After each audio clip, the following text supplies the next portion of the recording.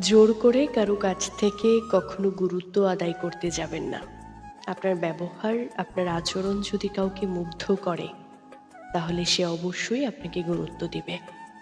একটা মানুষ যখন আপনাকে গুরুত্ব দেওয়া শুরু করবে, তখন সে এমন ছোট, ছোট বিষয়গুলো আপনার সাথে শেয়ার করবে, যেগুলো শুনে আপনি রীতিমতো অবাক হয়ে যাবেন।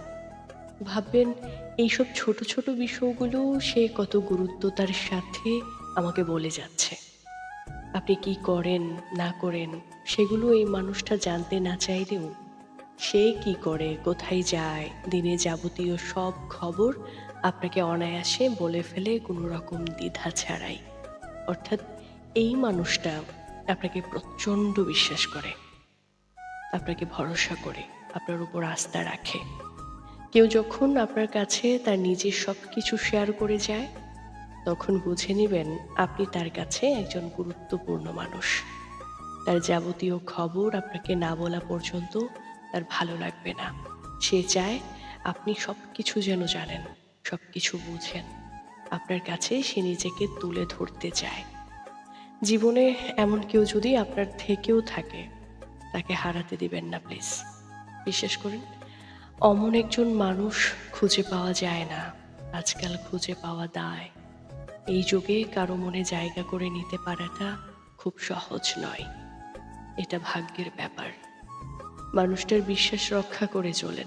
দেখবেন আপনার কোনো বিপদে আর কাউকে না পেলেও ওই মানুষটাকে ঠিক পাশে পাবেন। এই স্বার্থপর যুগে মানুষ এখন কেউ কাউকে গুরুত্ব দিতে চায় না। সবাই অন্যের থেকে নিজের গুরুত্বটা আদায় করে নিতে চায়। অথচ কেউ যদি আপনাকে অনেক গুরুত্ব দিয়ে থাকে, তাহলে সেই মানুষটাকে ছোট ভাববেন না, সস্তা মনে করবেন না। বরং তাকে সম্মান করুন, তাকে গুরুত্ব দিন, তাকে বিশ্বাস করতে শিখুন। আজ যে মানুষটা আপনাকে গুরুত্ব দিচ্ছে, তাকে অবহেলা না করে যত্ন করে ধরে রাখতে শিখুন। আজকাল জোর করেও গুরুত্ব পাওয়া যায় না। সেখানে কেউ আপনাকে গুরুত্ব দিচ্ছে, তার মানে আপনি তার কাছে মূল্যবান। জীবনে কাউকে মূল্যবান করার চেয়ে কারো কাছে মূল্যবান হতে পারাটা বড় সৌভাগ্যের। তাই বললাম, জীবনে এমন কেউ যদি থেকেও থাকে আপনার, তাকে হারাতে দিবেন না প্লিজ।